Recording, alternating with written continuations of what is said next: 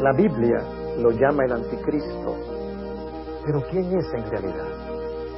¿Dónde se levantará? ¿Estará hoy en el mundo?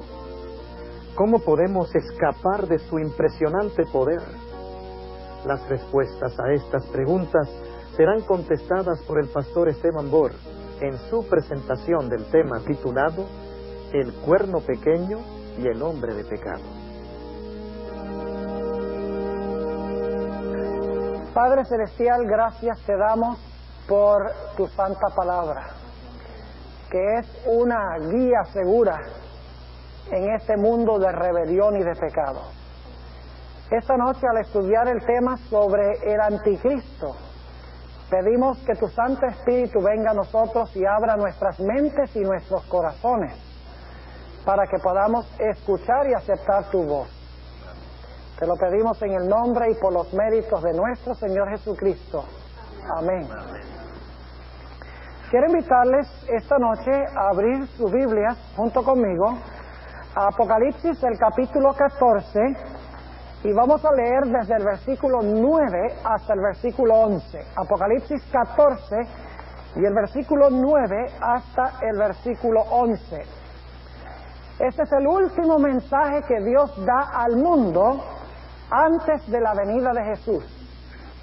Y dice aquí en el versículo 9: y el tercer ángel lo siguió diciendo en alta voz: si alguno adora a la bestia y a su imagen, y toma la señal en su frente o en su mano, este también beberá del vino de la ira de Dios, el cual está echado puro en el cáliz de su ira, y será atormentado con fuego y azufre delante de los santos ángeles y delante del Cordero. Y el humo del tormento de ellos sube para siempre jamás. Y los que adoran a la bestia y a su imagen no tienen reposo día ni noche, ni cualquiera que tomare la señal de su nombre. Esta es una de las advertencias más serias y solemnes de toda la Biblia. En realidad, el pasaje nos dice que cualquier persona que adore a la bestia, o que adore a la imagen de la bestia, o que reciba la marca de la bestia, sufrirá el castigo de la destrucción de Dios. Entonces nos incumbe saber quién es la bestia, y quién es la imagen de la bestia, y qué es la marca de la bestia. Porque si no sabemos quién es la bestia, ¿cómo vamos a evitar adorarla? Si no sabemos quién es la imagen de la bestia, ¿cómo vamos a hacer para no adorar a la imagen? Si no sabemos qué es la marca de la bestia, ¿cómo vamos a saber en qué manera resistir la marca de la bestia? Entonces es muy importante que nosotros comprendamos quién es la bestia, quién es la imagen y qué es su marca. Ahora, esta noche vamos a presentar la primera mitad de este tema. La segunda mitad la vamos a presentar el miércoles en la noche, porque es un tema bastante extenso. Quiero decirles en qué forma vamos a seguir este estudio.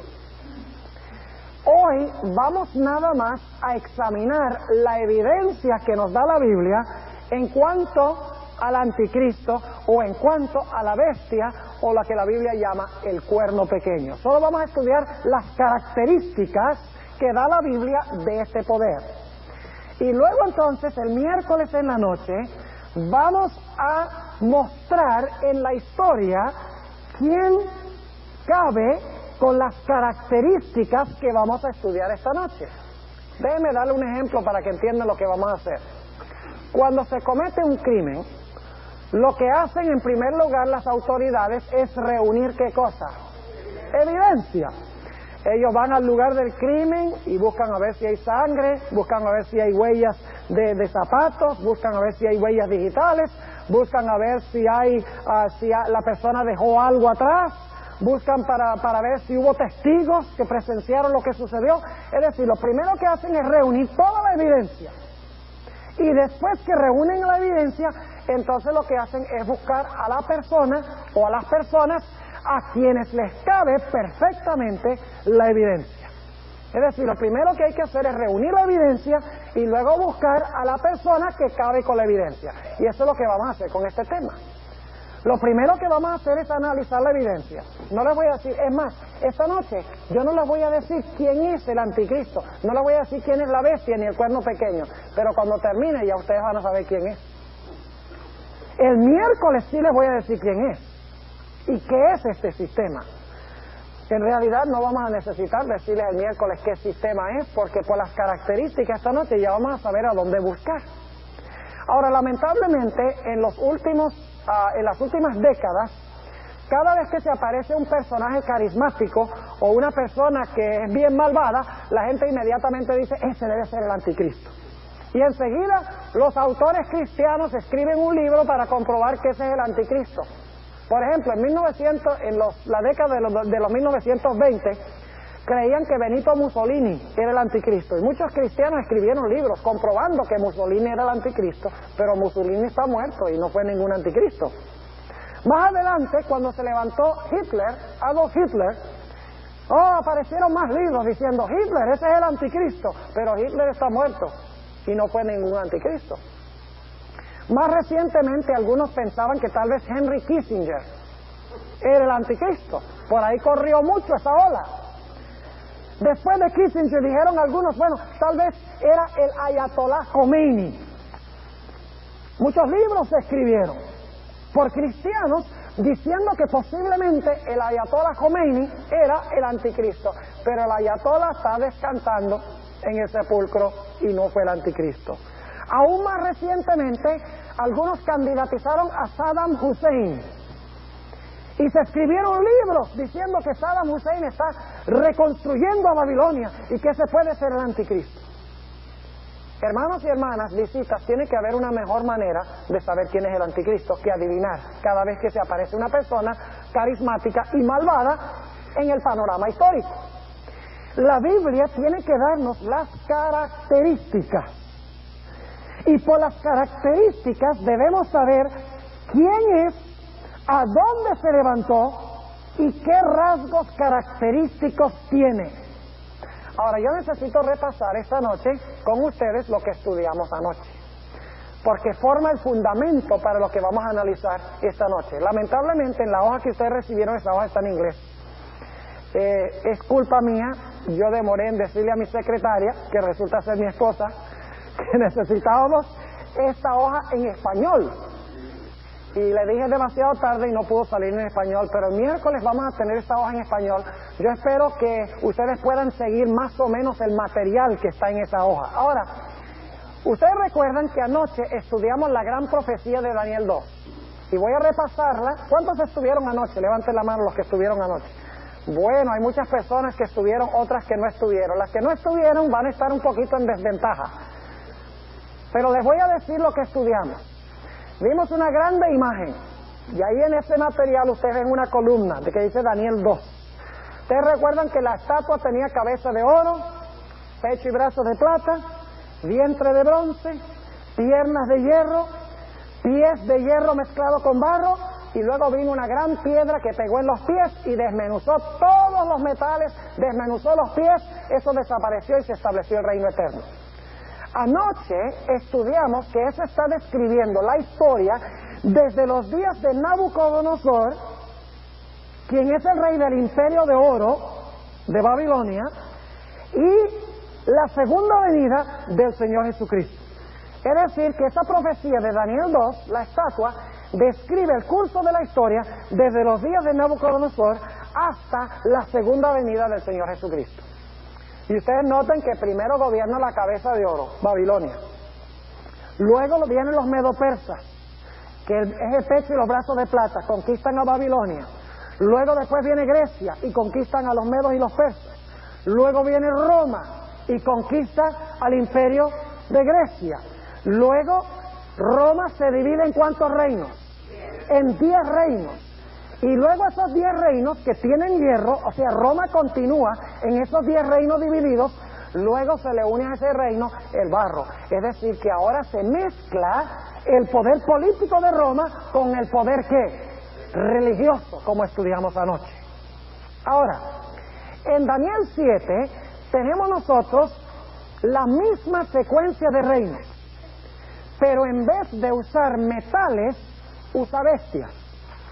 Ahora, aquí no tenemos tiempo para leer todos los versículos de Daniel 7. Ustedes tienen en el cuadro allí la secuencia de poderes de Daniel 7, pero yo quiero que ustedes me escuchen ahora la secuencia de bestias y luego entonces van a ir a su casa y van a examinar, van a leer Daniel 7 de principio a fin y van a encontrar que la secuencia de bestias que yo les voy a mencionar esta noche es la misma secuencia que presenta Daniel 7. En Daniel 7, en vez de una cabeza de oro, tenemos un león. El oro es el rey de los metales, el león es el rey de la selva. El león es amarillo y el sol también, el oro también. Luego después tenemos, en vez de pecho y brazos de plata, tenemos un oso. En lugar del vientre de bronce tenemos un leopardo. En lugar de las piernas de hierro tenemos un dragón. Se conoce como la bestia terrible, pero es un dragón. En lugar de los 10 dedos de los pies, el dragón tiene ¿cuántos cuernos? 10 cuernos. Y en lugar del barro que se une con el hierro en los pies, tenemos un cuerno pequeño. ¿Me están viendo la secuencia? Oro, león. Plata, oso. Bronce, leopardo. Hierro, dragón. 10 dedos, 10 cuernos. Barro, cuerno pequeño. ¿Estamos bien? Ahora ustedes recuerdan que Babilonia gobernó desde el año 605 hasta el año 539. En el 539 empezó a gobernar Medo-Persia hasta el año 331. Pero Medo-Persia cayó en el año 331 y empezó a gobernar Grecia, que gobernó hasta el año 168 a.C. Pero luego el Imperio Romano conquistó a Grecia y Roma gobernó desde el 168 a.C. hasta el 476 después de Cristo. Y en el 476 después de Cristo fue que Roma quedó dividida en 10 reinos. Hay un famoso historiador que se llama Eduardo Gibbon, que escribió una serie de tomos que se llaman The Decline and Fall of the Roman Empire, el declive y la caída del Imperio Romano. Y él es la autoridad reconocida en la historia del Imperio Romano, es el catedrático en eso. Y él dice que los 10 reinos se establecieron en el año 476, se terminaron de establecer los 10 reinos. Eso es un detalle muy importante. Y luego después de los 10 reinos vamos a encontrar que se levanta el cuerno pequeño. Ahora vamos a Apocalipsis 13 y vamos a notar que en Apocalipsis 13 se presentan los mismos poderes. Apocalipsis el capítulo 13 y vamos a empezar leyendo en el versículo 1.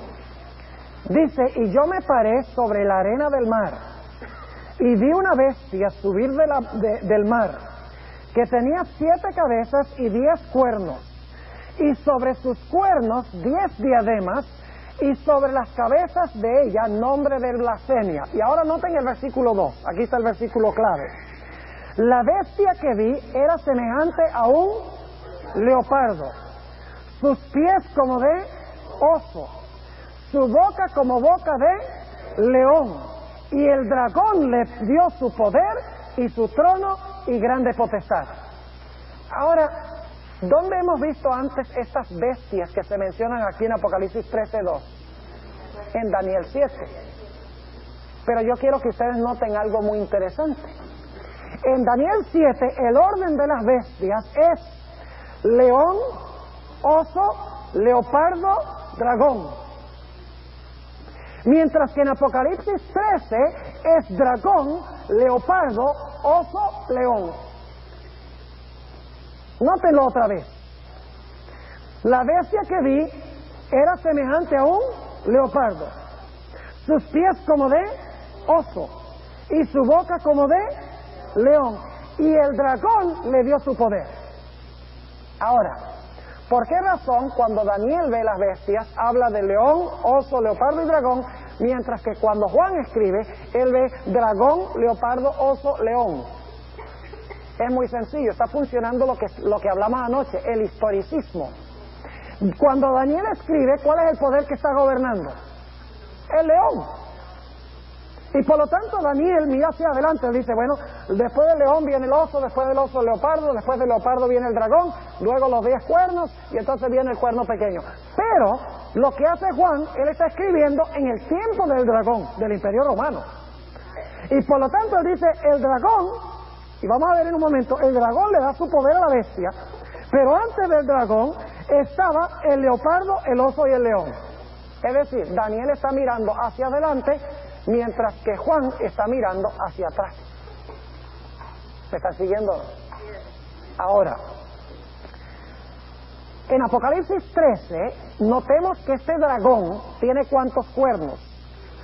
Vamos a Apocalipsis 12 y el versículo 3, para que ustedes vean el dragón cuántos cuernos tiene. Dice en el versículo 3, y fue vista otra señal en el cielo, he aquí un grande dragón bermejo que tenía 7 cabezas y 10 cuernos, y en sus cabezas 7 diademas. ¿Cuántos cuernos tiene este dragón? Tiene 10 cuernos. ¿Cuántos cuernos tenía el dragón de Daniel 7? 10 cuernos. Ahora, quiero que noten que en Apocalipsis el capítulo 13 tenemos un dragón que tiene ¿cuántos cuernos? 10 cuernos. Pero antes de ese dragón estaba el leopardo, oso y el león. Y luego ese dragón que tiene 10 cuernos le da su poder ¿a quién? A la bestia. ¿Me están siguiendo o no? Pero en el Antiguo Testamento, después del león, oso, leopardo, el dragón con 10 cuernos, ¿qué le sale entre los 10 cuernos a ese dragón? Un cuerno pequeño. Entonces, el cuerno pequeño de Daniel 7 es lo mismo que ¿qué en Apocalipsis 13? ¿Lo mismo que qué? Lo mismo que la bestia. El cuerno pequeño en Daniel 7 es lo mismo que la bestia en Apocalipsis 13. Voy a repasar este punto para que lo entiendan. Daniel 2 tenemos oro, plata, bronce, hierro y barro, las 10 divisiones, y luego se le une el barro. En Daniel 7 tenemos león, oso, leopardo, dragón con 10 cuernos y cuerno pequeño. En Apocalipsis 13 tenemos león, oso, leopardo, dragón con 10 cuernos y bestia. ¿Estás siguiendo ahora?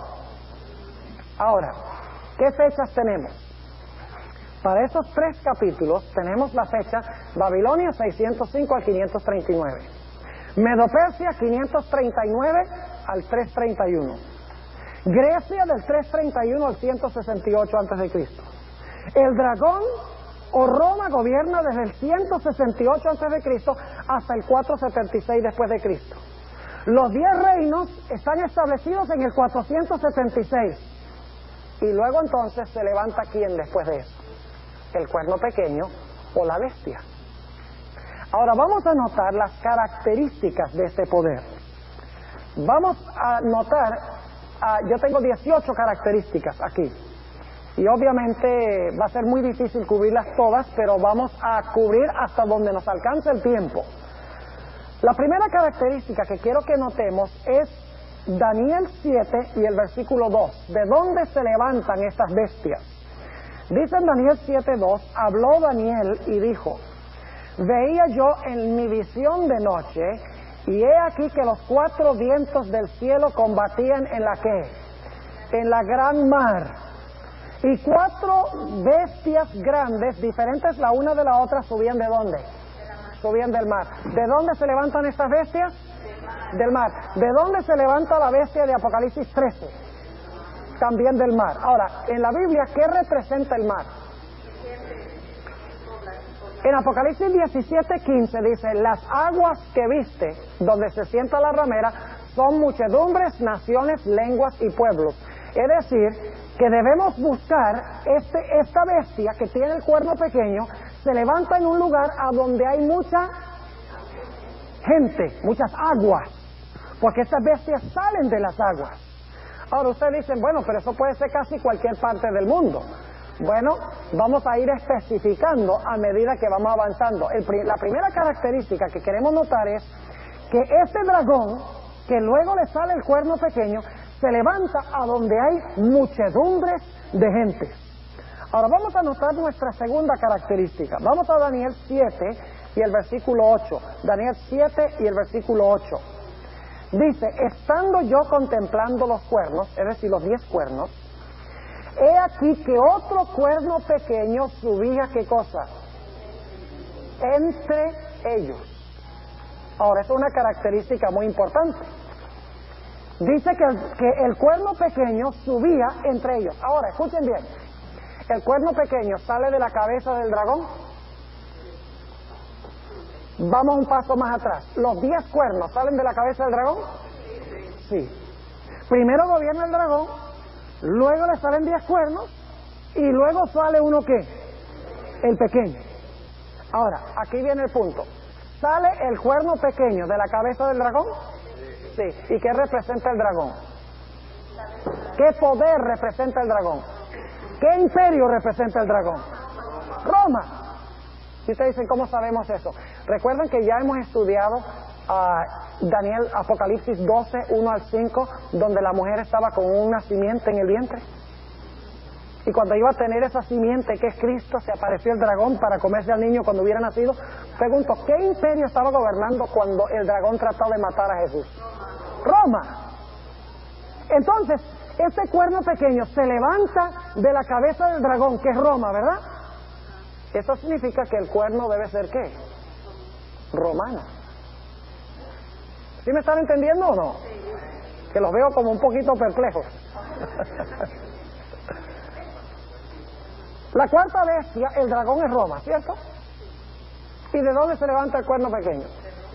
De la cabeza del dragón. Entonces, si se levanta de Roma, tiene que ser un poder, ¿qué? Romano, lógicamente. Ahora notemos la tercera característica, Daniel 7 y el versículo 8. Dice, estando yo contemplando los cuernos, es decir, los cuernos que están en la cabeza del dragón. Dice, he aquí que otro cuerno pequeño subía, ¿de dónde? De la cabeza del dragón, ¿verdad? Entre ellos. ¿Entre cuáles? Entre los 10. Ahora aquí viene la pregunta. Geográficamente, ¿dónde están esos 10? Esos 10, ¿dónde están los 10? Pregunto, ¿es en Europa? ¿Donde estaba el Imperio Romano, sí o no? ¿Cómo sabemos eso? ¿Recuerdan los pies de la imagen? ¿Tenían los pies hierro? ¿Continuó Roma en los pies? Claro que sí. Aquí tenemos el cuerno pequeño que se levanta de la cabeza del dragón, pero dice que sube entre los 10 cuernos. Roma fue la que se dividió en 10 reinos, es lo que hoy es Europa. Y dice que el cuerno pequeño se levanta entre los 10, lo cual significa que el cuerno pequeño, el anticristo, tiene que levantarse en el África, en Asia, en Australia. ¿En qué continente? En Europa, porque ahí fue que se establecieron los 10 reinos. ¿Me están siguiendo? Tiene que ser un cuerno romano, tiene que levantarse geográficamente a donde estaban los 10 cuernos. ¿Vamos bien? Así que tenemos 3 características. 1, se levanta donde hay mucha gente. 2, se levanta de la bestia que representa Roma. 3, se levanta entre los 10 reinos, que es en Europa, a donde estaba el Imperio Romano. Ahora vamos a nuestra cuarta característica. Vamos a Daniel, el capítulo 7 y el versículo 24. Daniel 7 y el versículo 24. Y dicho sea de paso, déjenme enfatizar un punto. Escuchen lo que voy a decir. Este dragón, cuando se levanta, no tiene los 10 cuernos en la cabeza. Cuando se levanta, gobierna, y luego, después de gobernar, le salen los 10. Y después que los 10 existen por un rato, le sale el pequeño. Es decir, Roma tiene 3 etapas. Y usted dice, ¿cómo sabemos eso? Bueno, vamos a leer Daniel 7 y el versículo 23. Digo así, la cuarta bestia será un cuarto reino en la tierra. ¿Qué reino es ese? Roma, el dragón, muy bien. El cual será más grande que todos los otros reinos y a toda la tierra devorará y la hollará y la despedazará. Y ahora escuchen el versículo 24. Y los 10 cuernos significan que de aquel reino se levantarán 10 reyes. ¿De cuál reino? Entonces yo pregunto, ¿Roma existe primero y luego le salen los 10? Si dice que de aquel reino se levantan 10, el reino tiene que existir primero para que le puedan salir 10. Pero noten que luego dice, y tras ellos se levantará otro. ¿Cuántas etapas tiene Roma? Tiene 3.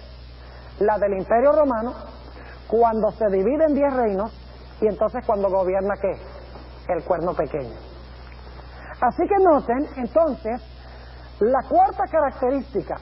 Daniel 7:24 dice, y los 10 cuernos significan que de aquel reino se levantarán 10 reyes. Y tras ellos, ¿qué significa tras ellos? Después de ellos se levantará ¿qué? El pequeño. Entonces mi pregunta es, si los 10 cuernos están completos en el año 476, como dicen los historiadores, y el cuerno pequeño se levanta después que los 10 están completos, ¿después de qué fecha tiene que levantarse el cuerno pequeño? ¿Después de qué fecha tiene que levantarse? Si los 10 reinos están completos en el 476 después de Cristo, entonces, ¿cuándo tiene que levantarse el cuerno pequeño? Después del año 476. ¿Me están siguiendo o no? Ahora vamos a nuestra quinta característica, Daniel 7 y el versículo 25. Dice allí, y hablará palabras contra el Altísimo. En un momento vamos a regresar a algunas de esas frases. Y a los santos del Altísimo quebrantará, y pensará en mudar los tiempos y la ley, y entregados serán en su mano hasta tiempos y la mitad de un tiempo. ¿Cuánto tiempo va a gobernar este cuerno pequeño? Tiempos y la mitad de un tiempo. ¿Y cuánto tiempo es eso? Ahí tenemos un problema, porque nosotros no hablamos así hoy en día. ¿Saben por qué la Biblia habla así? Porque está hablando en lenguaje profético, lenguaje simbólico. Todo en Daniel 7 es simbólico, ¿sí o no? Los cuernos representan algo, el cuerno pequeño representa algo, el león representa algo, el oso representa algo, el leopardo representa algo, el dragón representa algo. Es decir, todos son símbolos. El periodo de tiempo también debe ser simbólico. Y en la Biblia, un día equivale a un año.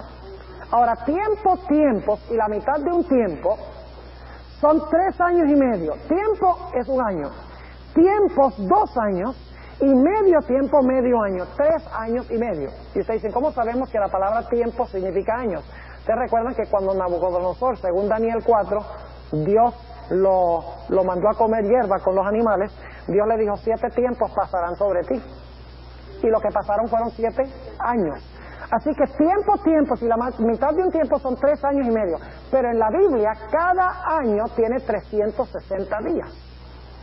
El año profético de la Biblia tiene 360 días. Ahora, si ustedes entonces toman 3 años y medio y lo multiplican por 360 días, cada uno de esos 3 años y medio, ¿cuánto tiempo les da? Les da 1000, y ustedes pueden hacer la operación, les da 1260 días. Pero ahora escuchen bien. Si el año bíblico tiene 360 días, entonces el mes bíblico tiene que tener ¿cuántos días? Tiene que tener 30. ¿Cómo sabemos eso? Lo único que tienen que hacer es multiplicar 12 por 30, ¿y cuánto les da? 360. Ahora, en el libro de Apocalipsis, el capítulo 13 y el versículo 5, hablando de la bestia, dice que la bestia gobierna 42 meses. En Daniel 7 dice que el cuerno pequeño gobierna tiempos y la mitad de un tiempo. Y en Apocalipsis 12, vamos allí un momentico, Apocalipsis el capítulo 12, y vamos a leer el versículo 6, dice, y la mujer huyó al desierto, donde tiene lugar aparejado de Dios, para que allí la mantengan, ¿cuánto? 1260 días. Pero en la Biblia un día representa un año. Así que son 1260 años. Repasemos la operación. Tiempos, la mitad de un tiempo son 3 años y medio. 3 años y medio multiplicado por 360 días por año da 1260. En Apocalipsis 13:5 habla de 42 meses como el periodo que gobierna este poder. 42 meses por 30 días cada mes da ¿cuánto? 1260 días. Y luego acabamos de leer en Apocalipsis 12:6, donde habla de que la iglesia huye por 1260 días. Es decir, este poder va a gobernar ¿cuánto tiempo? 1260 años. Ahora fíjense, se va a levantar después del año 476 y va a gobernar en Europa, siendo un poder romano, por 1260 años en Europa. Es un detalle muy importante. Ahora notemos otra característica, la característica número 6. Daniel 7, nuevamente, y el versículo 8. Daniel 7 y el versículo 8. Dice, estando yo contemplando los cuernos, es decir, los 10 cuernos, he aquí que otro cuerno pequeño subía entre ellos. Y delante de él fueron arrancados, ¿qué cosa? 3 cuernos de los primeros. Es decir, de los 10 cuernos, cuando se levanta el cuerno pequeño, ¿qué hace? Arranca, ¿cuántos? 3 de los 10. Es decir, este poder, que es un poder europeo, es un poder romano, que gobierna 1260 años, que se levanta después del año 476, cuando se levanta tiene que arrancar 3 de esos 10 reinos. Y lo que pasa es que hoy en día no debe haber una nación en Europa que equivalga a esos 3 cuernos. Es decir, esos 3 cuernos tienen que haber desaparecido de la historia, porque el cuerno pequeño los arrancó. Ahora vamos a nuestra siguiente característica, la característica número 7. Note lo que dice otra vez Daniel 7 y el versículo 25. Daniel 7 y el versículo 25. Dice, y hablará palabras contra el Altísimo. ¿Qué significa eso? Hablará palabras contra el Altísimo. Bueno, vamos a Apocalipsis 13:5, porque ahí nos dice qué hace la bestia, y la bestia es lo mismo que el cuerno pequeño. Noten Apocalipsis 13 y el versículo 5. Dice, y le fue dada boca, que hablaba grandes cosas y ¿qué? Y blasfemias. ¿Qué habla el cuerno pequeño? ¿Qué son las grandes palabras que habla? Blasfemias. Ahora, inmediatamente nos preguntamos, ¿qué es blasfemia? Hoy en día, lamentablemente, la gente cree que deben definir las palabras bíblicas por el diccionario. Y cuando oyen la palabra blasfemia, dice, esa es una persona que desafía a Dios y que rechaza a Dios, un ateo tal vez. Eso es blasfemia. Pero ¿saben ustedes cómo define la Biblia blasfemia? Nada más les voy a mencionar los versículos, no tenemos tiempo de leerlos, pero yo espero que ustedes los busquen. Esta noche van a recibir una copia de todo lo que estoy presentando. Pero lo interesante es que en Marcos 2 tenemos la historia del Señor Jesucristo que sana a un paralítico, que le traen porque quieren que sane al paralítico. Y Jesús le dice a ese paralítico, hijo, tus pecados te son perdonados. ¿Y sabe lo que dijeron los dirigentes religiosos? Los judíos dijeron, este hombre habla ¿qué? Blasfemia. ¿Quién puede perdonar pecados sino solamente quién? Dios. Ahora, ¿tenía Jesús derecho de perdonar pecados? Sí, porque Jesús era Dios y es Dios. Pero ellos no creían que era Dios. Es decir, blasfemia es cuando un ser humano dice que tiene poder para perdonar pecados.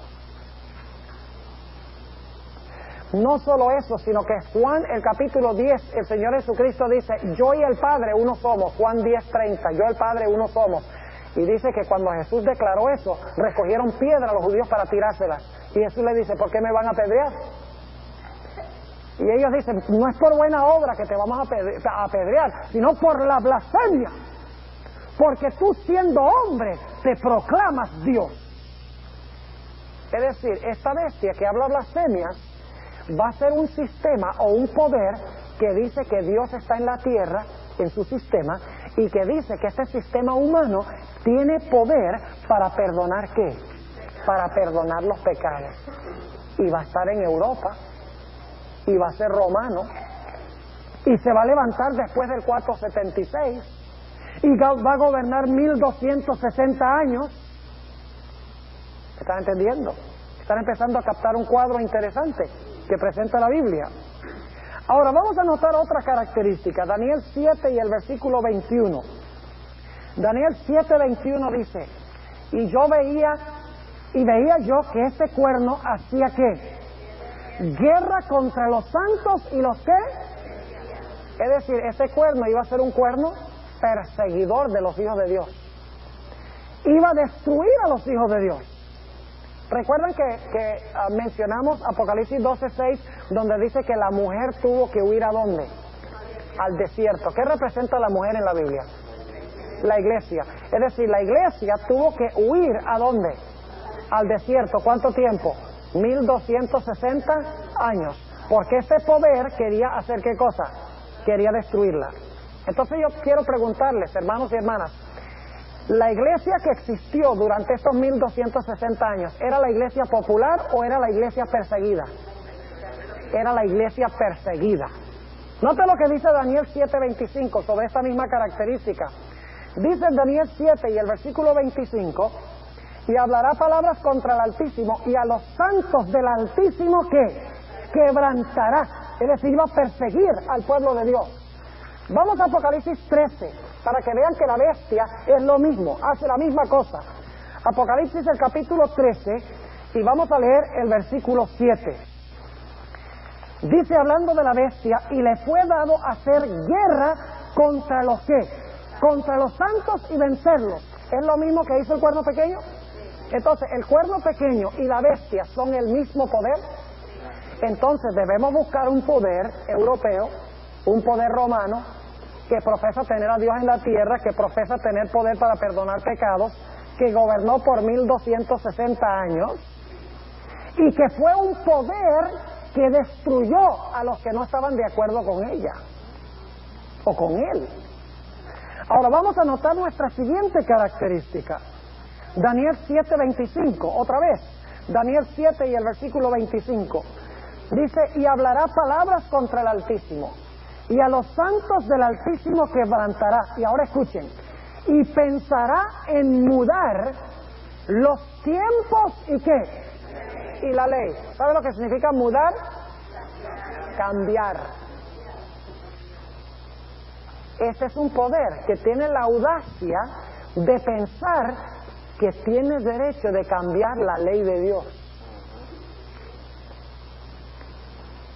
¿Quién es el único que puede cambiar la ley de Dios? Entonces, si este poder dice que cambió la ley de Dios, es un poder que profesa ser ¿qué? Que profesa ser Dios. Otra razón por la cual es un poder blasfemo. Porque blasfemia es pretender ser Dios. Y él dice que puede cambiar la ley de Dios. Tenemos que buscar un poder en el mundo que profesa haber cambiado la santa ley de Dios. Y no les voy a decir cuál poder es ese, porque nada más estamos buscando la evidencia. Estamos en el lugar del crimen. Y estamos recogiendo la evidencia la estamos reuniendo toda.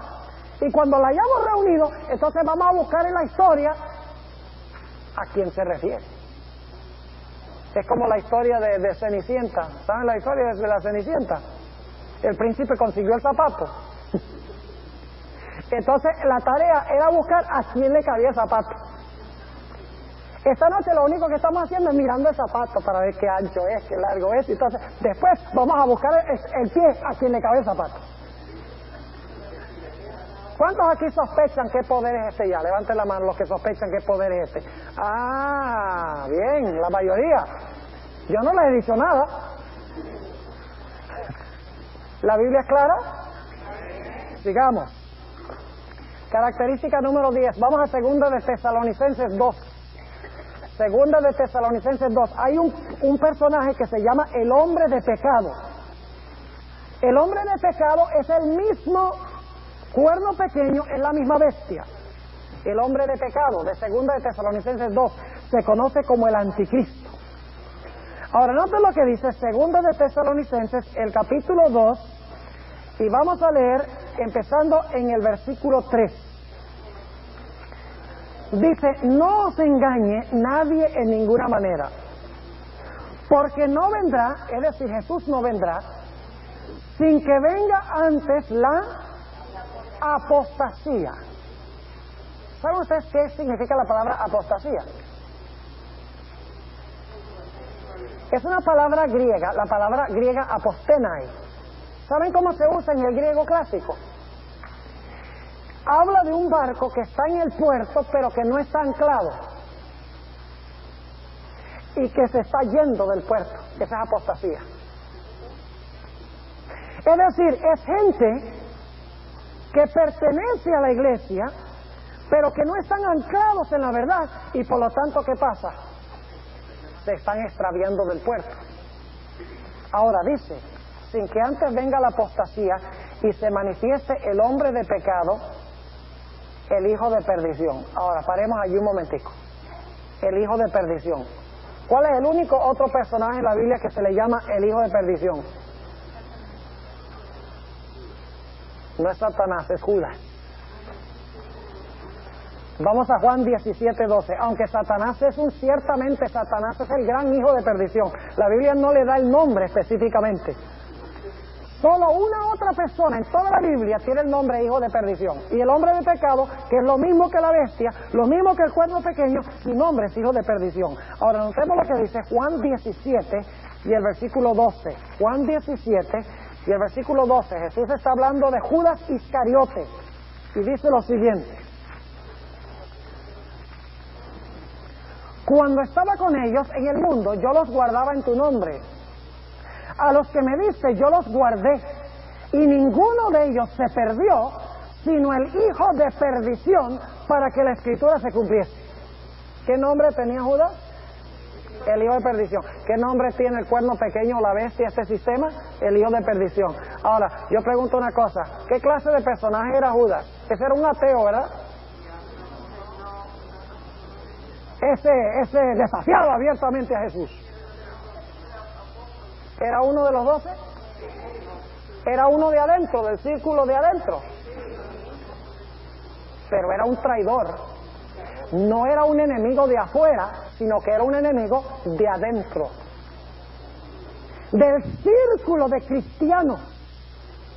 Por eso dice en 1 de Juan, salieron de nosotros, pero no eran de nosotros. Porque muchos hoy en día creen que el anticristo va a ser un personaje blasfemo, ateo, malvado, que no tiene nada que ver con la iglesia, que va a atacar y matar a la gente de la iglesia. Eso no es el cuadro que presenta la Biblia. La Biblia dice que el anticristo se va a levantar en la iglesia. El anticristo va a ser un poder que se levanta de adentro de la iglesia. Va a ser como Judas. Y dicho sea de paso, Judas entregó al Señor Jesucristo con un beso.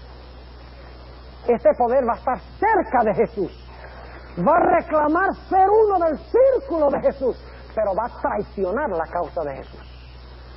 ¡Qué tremendo! Ahora notemos otra característica aquí en 2 de Tesalonicenses 2, es decir, este poder va a ser un Judas, no se va a levantar de afuera de la iglesia, sino adentro de la iglesia cristiana. Note lo que dice 2 de Tesalonicenses otra vez. Y vamos a leer el versículo 3. No os engañe nadie en ninguna manera, porque no vendrá, es decir, Cristo no vendrá sin que venga antes la apostasía y se manifieste el hombre de pecado, el hijo de perdición, oponiéndose y levantándose contra todo lo que se llama Dios o que se adora, tanto que se asiente en el templo de Dios como Dios, haciéndose parecer Dios. ¿A dónde se va a sentar este anticristo? En el templo de Dios. ¿Y saben lo que muchos dicen? Bueno, entonces el templo de Jerusalén tiene que reconstruirlo para que se pueda sentar en el templo. Eso es su interpretación, dice. ¿Cómo se puede sentar en el templo de Dios si no se reconstruye el templo de Dios allá en Jerusalén? ¿Saben cuál es el problema con esa interpretación? El problema es que cuando Cristo, y esto lo hemos hablado antes, cuando Cristo salió del templo judío, en Mateo el capítulo 23, Él dijo, he aquí, vuestra casa os es dejada desierta. Y después Jesús habló de la destrucción del templo por los judíos haberlo rechazado a Él. Y nunca más en el resto del Nuevo Testamento se le llama al templo de Jerusalén el templo de Dios. Siempre se le dice el templo o la sinagoga de los judíos. Pero hay otro punto importante, y es que debemos dejar que Pablo mismo nos explique qué es el templo de Dios. ¿Creen ustedes que esta es buena estrategia? ¿O mejor dejamos que los autores modernos nos digan qué es el templo de Dios? Porque los autores modernos, ellos escriben y dicen, el templo de Dios es el templo allá en Jerusalén. Pero tenemos que dejar que Pablo explique qué es el templo de Dios, porque según de Tesalonicenses fue escrito por Pablo. Entonces, ¿qué es el templo de Dios según el apóstol San Pablo? Noten lo que dice en el libro de Efesios, el capítulo 2. Efesios, el capítulo 2 y el versículo 19. ¿Ve? La gente está confundida porque no dejan que la Biblia se explique sola. Le están imponiendo a la Biblia explicaciones que la Biblia no tiene. Noten lo que dice Efesios 2 y el versículo 19. Dice, así que ya no sois extranjeros ni advenedizos, sino juntamente ciudadanos con los santos y domésticos de Dios, edificados sobre el fundamento de los apóstoles y profetas, siendo la principal piedra del ángulo Jesucristo mismo. ¿Cuáles son los fundamentos? Los apóstoles y los profetas. ¿Quién es la piedra angular? Cristo. ¿Estas son piedras literales? ¿Son piedras literales ahí? No, las piedras son personas. Ahora, ¿son piedras de qué? ¿Fundamentos de qué? Noten el versículo 21. En el cual, es decir, en Jesús, compaginado todo el edificio, va creciendo para ser un templo santo en el Señor. ¿Qué es el templo santo del Señor? ¿Allá el templo de Jerusalén? ¿Qué es el templo? Es el templo que está edificado sobre los apóstoles y profetas, Jesús la piedra principal del ángulo, y nosotros edificados cual piedras vivas, como dice en 1 de Pedro 2, para formar las paredes de ese templo. ¿Qué es el templo de Dios hoy entonces? Es la iglesia. En 1 de Corintios 3, 16 y 17, el apóstol Pablo dice, ¿no sabéis que sois templo del Espíritu Santo? Que sois templo de Dios, dice allí. Él está hablando a la iglesia de Corinto y les está diciendo, ¿no saben ustedes que son el templo de Dios y que el Espíritu de Dios mora en ustedes? Así que, ¿qué es el templo hoy? El templo es la iglesia. ¿Sobre quién está edificada la iglesia? Jesús dijo, sobre esta roca edificaré, ¿qué? Mi iglesia, hablando de sí mismo. Es decir, la iglesia está edificada sobre los apóstoles y los profetas. Cristo es la piedra principal del ángulo y nosotros somos las piedras vivas que formamos las paredes de ese templo. No está hablando del templo de Jerusalén, está hablando de la iglesia. ¿A dónde se va a levantar entonces el anticristo? En África.